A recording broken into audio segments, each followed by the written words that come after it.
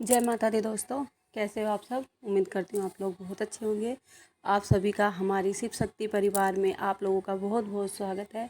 और मित्रगण, आप लोगों से बस एक छोटी सी विनती है, आप लोग अगर मेरे चैनल पर नए हो तो प्लीज़ मेरे चैनल को लाइक शेयर सब्सक्राइब ज़रूर करें और हमें कमेंट करके ज़रूर बताना कि जो मैं आपको भगवान से जुड़ी जानकारी मैं आप लोगों के लिए दे रही हूँ वो आप लोगों के लिए यूज़फुल है या नहीं है। और जो भी है बताना ज़रूर, और बेल आइकन को जरूर दबाकर बेल आइकन को दबाना, जिससे कि मैं कोई भी नई जानकारी, कोई भी नया ज्ञान आप लोगों के साथ साझा करूं तो आप लोगों को उसकी सारी जानकारी हो। वीडियो बीच में ही पूरा देखना, वीडियो बीच में स्किप मत करना। कहीं ऐसा कुछ ना हो कि आपकी कोई जानकारी की कोई बात हो छोटी मोटी और वो रह जाए।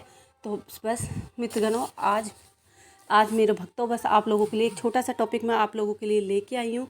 मुझे उम्मीद है कि आप लोगों को ये बहुत अच्छा लगेगा, आप लोगों के लिए नॉलेज के लिए अच्छा होगा। तो हमारा जो आज का टॉपिक है कि शरीर पर माता है या कोई और। जैसा कि आप लोग जानते हो, अभी नवरात्रे चल रहे हैं, नवरात्रों में जागरण होते हैं, कीर्तन होते हैं और बहुत सी लेडीज़ों को पर माता रानी का सच्ची में भी पहरा आता है। और कई बार उनके माता रानी के चक्कर में कोई और चीज़ भी आती है। पर आप लोगों को कैसे पहचानोगे कि इसमें सही माता रानी कौन सी है और भ्रम कौन सा है।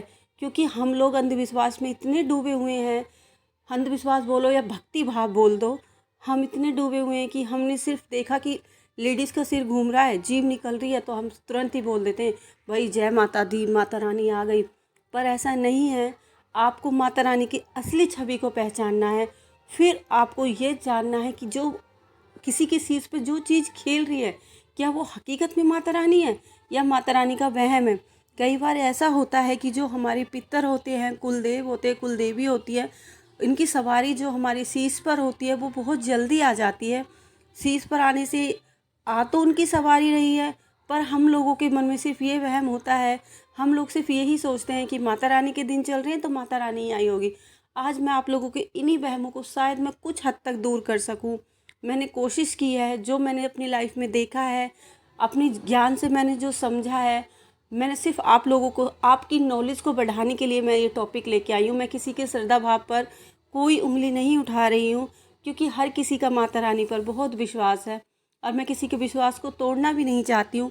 कई बार ये होता है कि माता रानी के वहम में बहुत कोई गंदी चीज़ें आ जाती हैं और वो रूप बदल कर माता रानी का रूप धारण कर लेती हैं और माता रानी की जगह वो पुजरी होती है, माता रानी की जगह वो भोग लेती रहती है।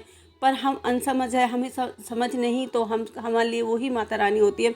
तो बस आज मैं आप लोगों की इन्हीं क्वेश्चनों का कुछ सॉल्यूशन लेके आई हूँ, शायद आप लोगों के लिए यूज़फुल हो।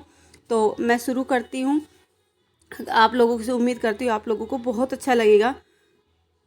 अब सबसे पहले सबसे पहले अगर आप लोग ये सोचो, माता रानी है, माता रानी सब कुछ जानने वाली है।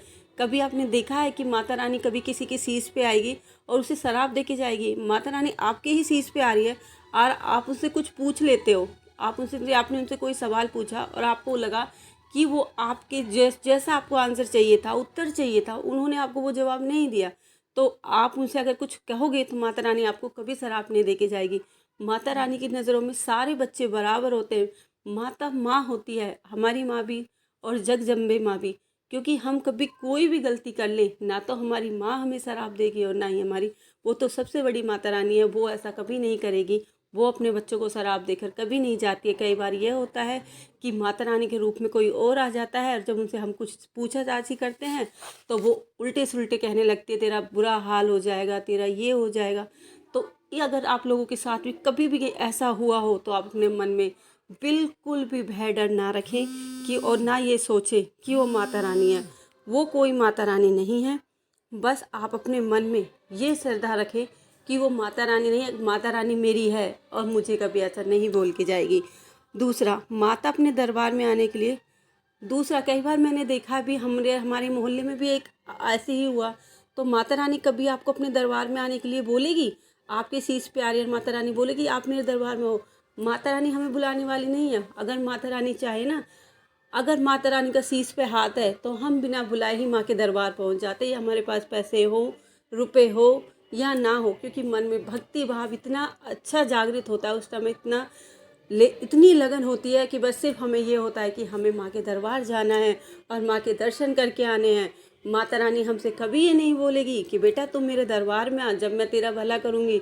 माता रानी किसी से नहीं बोलती, माता रानी के बहुत भक्त हैं। तो अगर आप लोगों से कभी यह हो तो आप इस भ्रम में मत रहना कि वो माता रानी वो कोई और छलावा है। कई बार ऐसा हो जाता है, मैंने देखा है लेडीज़ों में ये चीज़ ज़्यादा होती है। लेडीज़ों में क्या होता है कि किसी ने हल्का सा भी घूम लिया, जीभ निकल गई और ये तो माता रानी होगी, इसके पैर छू दो। अगर माता रानी आई है दरबार में तो वो आपके हर सवालों का जवाब देगी। ऐसा नहीं है कि आप माता रानी से कुछ भी पूछ रहे हो और माता रानी साइलेंट मोड पे रहेगी। माता रानी कभी चुप नहीं रहेगी। माता रानी को तो जग जम अम्बे है वो माँ, उसे सब कुछ पता है कि तेरे दिल में क्या है, तुम्हारे दिल में कितने दुख हैं, कितनी दरिद्रता है। और वो तुम्हारे लिए तुम्हारे घर के हर बिगड़े काम बना के जाएगी, हर रास्ता खोल के जाएगी। वो है सच्ची माँ, उसे अपने दिल से मानो। कोई ऐसी माँ नहीं कि आप उनसे कुछ पूछ रहे हैं और वो उनके पास आपके सवालों का जवाब नहीं। ऐसा जब जिसके पास जवाब नहीं वो क्या माता रानी होगी। तो आप लोग इन भ्रमों में मत पड़िए प्लीज़। अपनी माता रानी पे अपनी शक्ति भाव को बनाए रखिए और उनसे हमेशा उम्मीद कीजिए कि आप कभी ऐसे झूठे छलावों में ना फंसे और कोशिश करें कि दूसरों को भी ऐसे फंसने से इनकार करें।